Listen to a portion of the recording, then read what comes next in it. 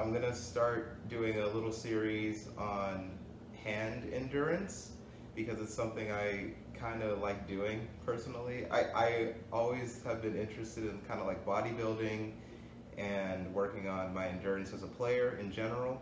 So I started doing a lot of not weird, but a lot of exercises that worked for me personally, especially in college. And I'm hoping to share some of those ideas with you guys. Obviously, this will be on YouTube, and see how this goes.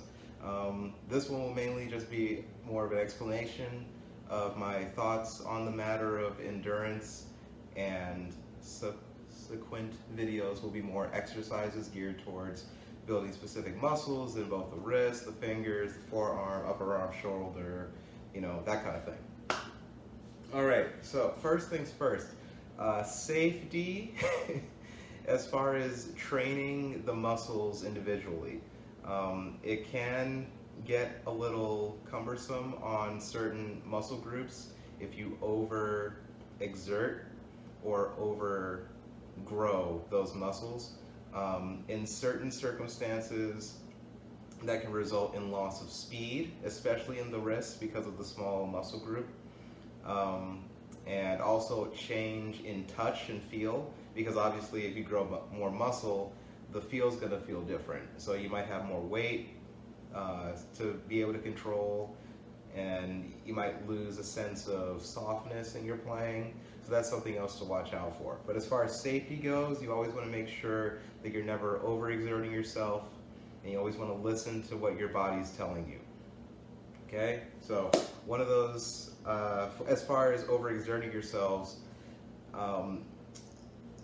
weight training and playing drums kind of goes hand in hand sometimes, especially for rock drummers. I know a lot of rock drummers actually go to the gym and work out, and I know a lot of classical drummers also do that. I used to do that a lot because I loved working out and I liked having bigger muscles. But as I got older, I started noticing how having more muscle affected my tendencies as a player. I used to play very fast all the time because I had the quick muscle twitch, and then I always would play loud because I had the amount of weight I always wanted. And so I started kind of mitigating that and leaning away from strength training with actual barbells and weights and just doing all body weight exercises. So that way it kind of stayed within the realm of my physicality, and not that I'm gaining more physicality to get more sound. You kind of get the idea. So it's a choice that you can make on your own. Again, being conscious of what your body's telling you. Like if you start getting way too big, then you won't be able to move around the kit. Or if you're too small, you might not have enough sound that you want. So it's just, a decision you have to make consciously. You can't just go like, oh, let me just get really big muscles and I'll be able to play fast. Like, no, it has to be a very conscious decision. So yeah, as far as that goes, I think that's a good, just be safe. Personally, I do body weight exercises like push-ups, sit-ups, things that have to do with me using my own weight. So I'm not usually adding like a barbell or something like that. And I also will use resistance bands, just because as far as drumming goes, we're always resisting gravity going upwards. So I figure using a resistance type band helps, and I'll show some exercises that I did with that over in another video. But along the lines of that, if you're going to do, as far as I'm concerned, if you're going to do weight training for the wrist specifically, I'd always recommend using a different type of stick and using something that we're actually going to be playing with, instead of having like a dumbbell and then going to play drums. I try to keep it in the realm of where we're going to be using it at. So that brings me to tools. I guess I'll start with the pads first. So I collect pads a lot, and they always range between super bouncy to not bouncy at all. And I like having that range because it helps my hands develop a sensitivity to certain types of rebound. And so if I want to exercise, I'll use a pad that has little to no rebound. The thing about that is certain pads are very harsh on the hand, so they can cause damage with vibrations because of how you're hitting the pad. So if you have a pad like, for instance, this is an old HP, or HQ, sorry. This is an old HQ Reef pad, and Reofeel, there you go, Reofeel. And the back is extremely hard. If you ever have or own one of these, when you hit it, the stick literally vibrates in your hand. And if you're not letting it bounce on its own, that vibration will hit you here, causing a lot of problems. So 2 things that you can learn from that: just make sure whatever you're doing as far as this whole endurance thing goes, make sure you're always having a loose grip. As soon as you start increasing the tension of the grip itself, not for purposes of rolls or speed, but the grip itself as far as just holding the stick, that always results in more vibrations going to your wrist. And that can cause a lot of damage and a lot of problems, okay? So just make sure, even if you're using something that has a lot of resistance and has a lot of like kickback as far as the rebound goes, make sure it's always with a loose grip. If it's with a loose grip, you're a lot safer, okay? That being said, I like avoiding things that have that vibrational effect on the stick, just because I don't want to have any negative vibrations at all, just to avoid it completely. So with that being said, couple choices that I use. If you're looking for just a simple like workout pad, you guys have probably seen on my Instagram that I've been using the Reflex pad. It's probably backwards on this because I'm using my iPad. It's, you know how to spell it. This pad was developed to avoid having negative vibrations in the wrist and in the stick.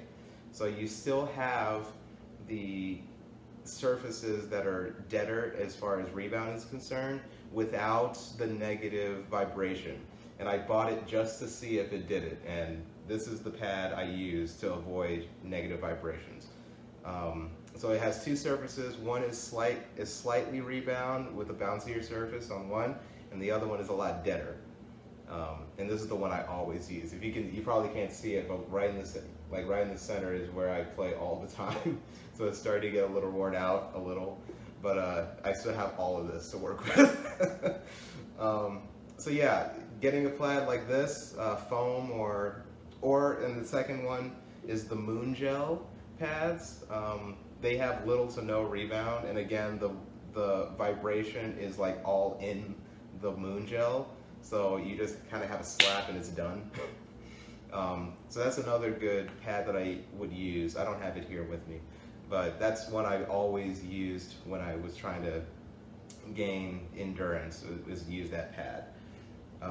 But this is my go-to now, just because it's easy and I have 2 surfaces automatically. The Moon Gel is a little smaller, so I don't have as many. I can bring it around a lot, but you know, it's not as much space to work with. Okay, all right.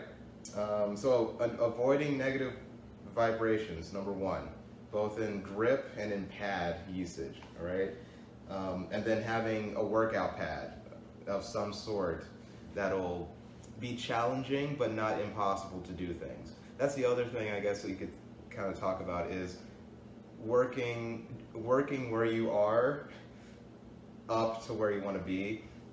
So like a pad like this still has rebound on it. So you're not starting from no rebound. You're starting with still having some rebound to work with, and then gradually decreasing it, okay? So you can do that 1 of 2 ways using, well, 1 of 3 ways actually. If you had a snare drum or a pad like this, the Tom's pad, Volkswagen, from Pittsburgh. This is a very awesome pad because you can adjust the tension. So you have those lugs that you can adjust the tension with. So if you have or if you have just a regular snare drum and you want to start slowly decreasing the rebound, if you have a pad like this, you can start, you know, detuning it or detuning your snare drum. But the other option is to use towels. So I would use probably really thin towels if you can find them, and start layering them like that. So you can have like regular, a little bit less, a little bit less, a little bit less, and just gradually working that way. So again, starting where you feel comfortable and then working your way down or up in less rebound, or down in less rebound. Okay, so those are 3 options already with working with different types of rebound as far as gaining endurance. And then obviously you have your regular rubber pad, and this is always, I like having a regular rubber pad, and if you can find an old Real Feel, these feel awesome. So if you can find it on eBay, buy it. And there's a ton of different ones, but I would recommend finding a rubber pad with a thick layer. I find with thinner layered rubber on the top, you can already feel the wood or whatever the surface is down here, so it already gives you that kickback and that negative vibration. So find one that has a thicker, like if you have a big Firth pad, as you play it, it starts getting thinner and thinner, and it gets closer to that. So I try to get a thicker version of that if you can find it. I can't think of any pads that do that I used to have, but this one is pretty thick, so I don't have to worry about it as much. Okay, and then obviously you guys know the Off-World one. Oh, yeah, the Off-World one is awesome. The only thing I hate about it is because of that negative rebound kickback. But I use it specifically because the rebound's kind of dead. And I have to be, it forces me to always be loose, or else I'll feel that negativity in rebound. So I don't use this as often anymore because I don't like, I just don't like, I like avoiding it at all costs. So, but it is a really nice pad to have if you want to just work out. Because it's a nice rebound, but it's not too much. And you can obviously,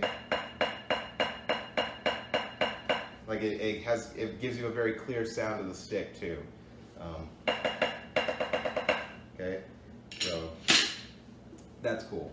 All right, so that's about kind of equipment as far as pads is concerned. Talk about listening about the body. And I guess I could talk about positions later, but sticks. I have a ton of sticks. And like I said, I try to avoid weight training specifically. If I want to build muscle in my wrists or forearms, I go to a denser or heavier stick. Again, I'm trying to train the specific muscles that I'm using for drumming, because this motion I probably will never use because my stick is never like this, you know? My stick is always going to be here, or like, you know, it's going to be in this realm. So I try to train my muscles in this position because this configuration is different than this, okay? Or whatever you guys would do. So that being said, a couple sticks that I always love using that I tried to make sure I brought with me to Calgary. Starting with whatever stick you use already, find a lighter, a medium, and heavier version of the stick you already use, okay? Again, you want to start where you are and then work both backwards and forwards to where you want to go. So get a heavy version of the stick you already use all the time, a lighter version, and then like a medium of either side, okay? So the stick I always use, as you guys probably know, is the Tom Freer General Percussion Hickory. Okay, so I have one that I always use. This is the stick I always use for everything. That being said, I have a slightly denser version, a lighter version, and they all look the same from over there, probably, but yeah, a lighter version. And then I don't have it here, it's at the hall, but a super, super dense one where it's extremely heavy, but it looks exactly like this. So I have like 4 versions of the same stick that I can practice with. Again, because the throw is going to be the same, the rebound response is basically going to be the same, but the weight is different. So you're, again, training the weight, but having the same rebound concept, okay? So starting there, basically have 4 pairs of the same stick, but different weights, okay? So get that. Okay, aside from that, then you can start working on sticks with a different type of rebound response with different weights, sticks with a different type of throw response with different weights, and then sticks with different thicknesses and different weights, okay? So I'll start with throw response. With the stick that I always use, it always rebounds back and forth because of the different tapers. So it tapers back up here and back here. So it's an even distribution between the two, which is why I love these sticks. That being said, take Andy Reamer's stick. It doesn't have that as much. Like at the very, very, very end, it has that taper. So you have a little bit of that reflex and rebound at the back, but it's mainly all at the front. So you'll be training rebounding all at the front with this stick, okay? Which helps you lift this a little bit more because you're always rebounding at the front. You kind of get the idea. It's a weird concept, but that's kind of how I explain it. And then any other stick will have that similar distribution where it rebounds more in the front. It just depends on where the balance is. So like with a stick like this is a really thick one. The balance is going to be, for me, here. Whereas for this stick, it's a little thinner. It'll be a little further back. Cool. All right, so enough about that. Okay, so getting 4 different of your versions of sticks, and then finding, let's see, if you're gonna do, there's a stick called the Fast Stick, Cooperman 24s. These are really heavy, and if you can find a nice dense version of this, it's really good. The bounce is really immediate, but it's all at the front. So it's a little weird playing with these sometimes. So this is a good one if you're thinking about upping the weight a little bit. And then if you want Vic Firth, Ralph Hardman's. Get a really nice dense version of these. This will be a nice thick version of a stick for you. And if you don't have like a Core Master or the Vic Firth version, a Vader version, if you guys know Vader, would be just the marching one with the, if you guys can see that, it just says marching there. So this is a nice version for that. And then the cool thing about these, there's an actually even worse version of this. It's the super extreme laminate wood of Ralph Hardman, which I own as well. If you use these, you have to let it rebound all the time, or else you will hurt yourself, okay? This you just can't just grip it.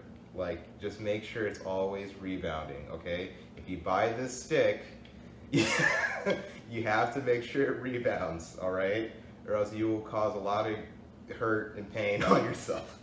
Not saying that I have, but just know, okay?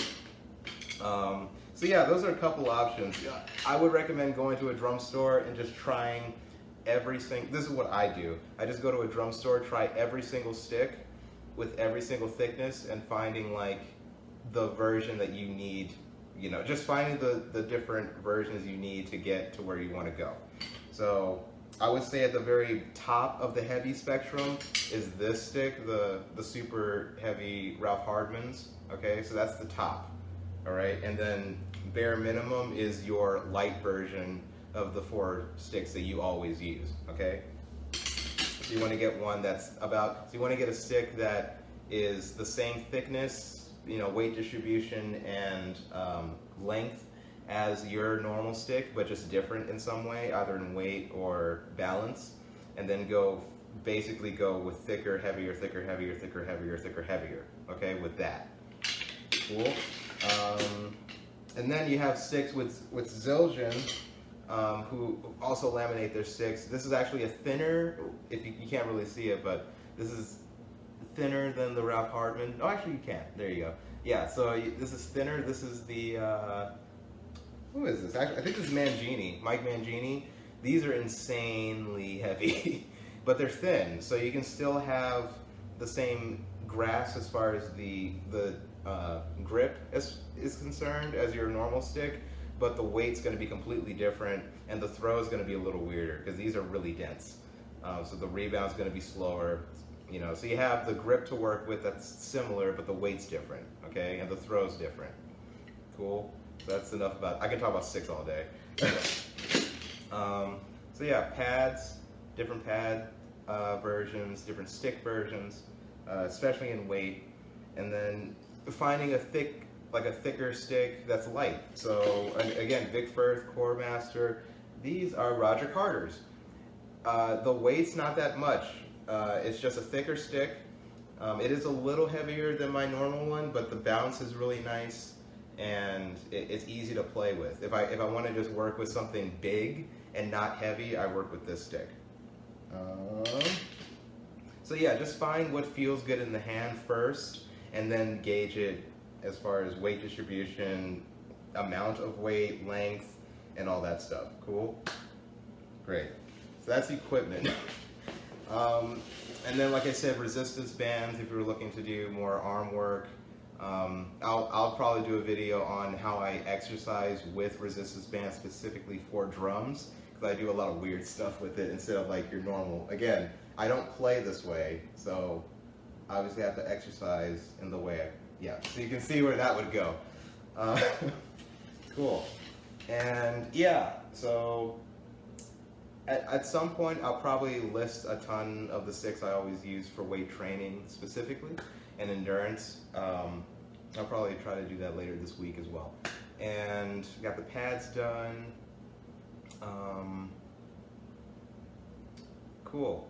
And then, actually, case in point, so then again, body weight exercises, doing things with just your body weight. Something we probably don't even realize we should start doing is this. Moving the fingers from the base knuckles. So, and like either exaggerating it, like stretching them out completely, or just doing them like normal. Because it works those, if you can see, it works all of that, all those muscles, especially up here. I don't know if you can see that, but. So that's important. And again, listening to your body, because this, just doing this can be tiring, especially if you're going all the way out. Okay, if you're just going all extension, extension, extension, extension, and not just relaxed. So, so that's something I would do, and also making sure you can actually like touch the inside, because that's another kind of workout. Or doing it backwards, that's hard. And actually, I wish I had them. You know those meditation balls, like the two balls you can like play around with and like do tricks with. That's actually cool exercise as well, because it forces you to use your fingers in a way that's a little odd without dropping, you know. And I wish I had them here. So that's another cool thing. And again, it's just using the weight of the fingers and basing it in moving from the knuckles, not from the tips. From the tips, it causes a little bit of this motion, I find, so I try to base it off of a further away point. So it's a lot straighter, cool, instead of trying to go like that. Well, I mean, obviously you can do that, but again, pay attention to what your body's saying, because it could be tiring very easily, especially for me, because my finger strength, especially my left hand, is really bad, okay? So yeah, that's something, and then you guys know the Judder Mayer thing. The 800 claps. Again, with that, you want to make sure the elbows are together and not this way, because this is something different. If you don't want to like hold yourself together, you can just do it this way and just like and be a little lazy with it. Cool. Let's see, what was the other thing? Oh, something, and I'll try to link this video when I post it on YouTube. There's a finger exercise where you do this thing, and again, this can get really tiring, so do it slow, okay? And again, moving from the base, okay? Always from the base, because you have that extra, the more weight, it's just a little easier with the bigger muscle group, okay? Just trust me on it. Okay, so you have this motions, which is just going back and forth, and then you can do it that way. And you can see at the bottom of the screen my muscle in the forearm working, okay? If you want more weight, just squeeze harder at the bottom, so you're like pressing into your other hand. But again, moving from the base. If you do it from the tip, that push pressure up here, and that can cause damage, okay? If you're gonna do that, moving from here, all right? Again, safety. I'm really big about this. So moving from here and squeezing from here, not from the top, okay? It's a very small muscle group and you can strain it, all right? Okay. So I avoid squeezing because I just do this. I'm more about flexibility and speed than power because I have a lot of weight, so whatever, all right? So same thing. When you get to the ring finger and pinky, it gets tiring very fast, okay? So do it slow enough that you can purposefully move each over, all right? It can kind of get confusing sometimes. And then pinky's last. Cool. All right? Okay, then with this you can also do, and it kind of doubles up as a awareness exercise because you're trying to be aware of keeping these three still and moving only one group. So then you can start mixing and matching. So you can have 2 at a time. Doing that. Middle 2. Bottom 2.